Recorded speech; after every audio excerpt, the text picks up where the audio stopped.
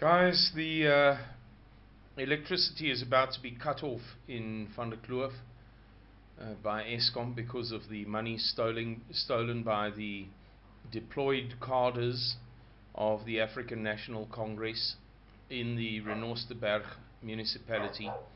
So I'm going to speak briefly and hopefully make it before the cut-off time. It is now clear that Donald Trump's chances of retaining the presidency are very, very slender.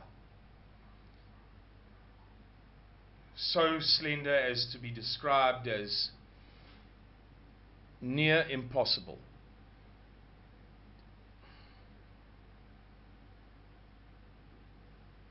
I'm sorry to say that Suidlanders has been cautious about Donald Trump and about his chances of re-election, and not so cautious about describing the hammer and the scorecard plot against him since June or July of this year, 5 or even 6 months ago. It became apparent some time ago that the menace and the threat to Donald Trump were not to be taken lightly, and that it was optimistic to believe that they were going to be destroyed very readily, that threat and that menace, or overturned, or combated, defeated. Since the elections, conservative people who believe that Donald Trump is a good man, and that because he is a Republican, therefore he's on the side of good,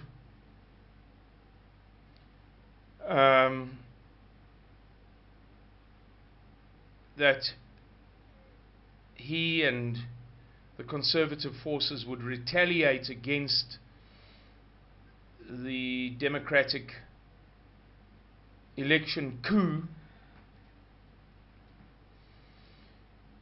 and prevail. But those sentiments were heavily infused with the spirit of optimism rather than realism. Yes, it is true he came close to doing it, but in another sense, he wasn't within a country mile of it.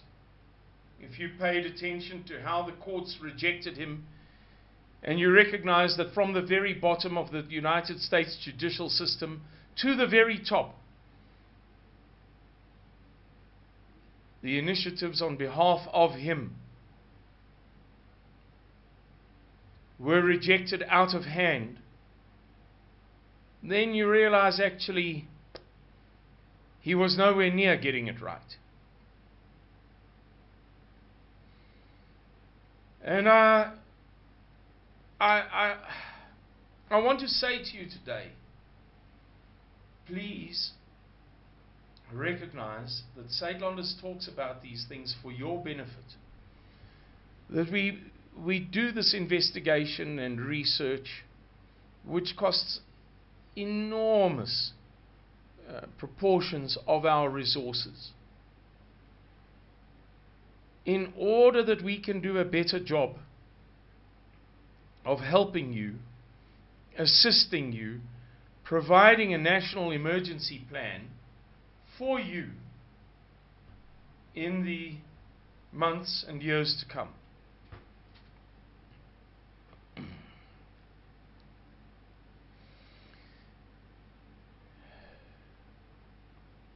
And recognize that we tell you the truth not in a smug spirit. I can tell you for my own self, it feels good to be right, because to be wrong is, it's a tricky thing. But is one smug, self-satisfied? Especially if you're not the originator of the information, which we are not. We don't do much of what you might call original research.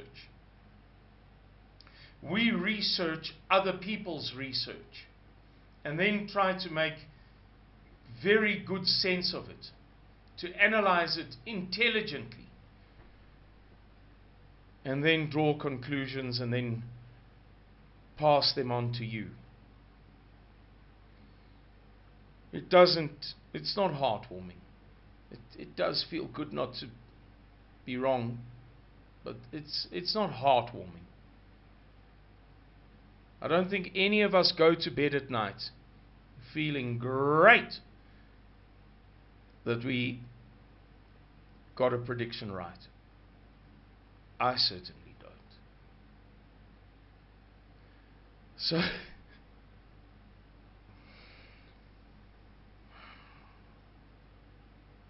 it's not funny, but if you don't laugh, you'll cry. When one thinks of one's children, their future, one's beloved mother and father,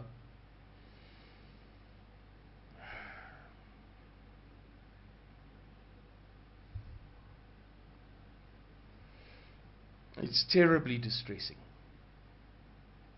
What we are going into now is terribly distressing.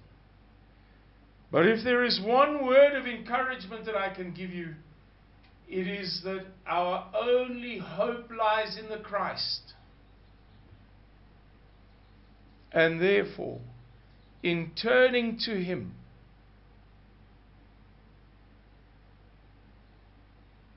you are probably doing the best for yourself. Turn to Him at all times. Thank you, and goodbye.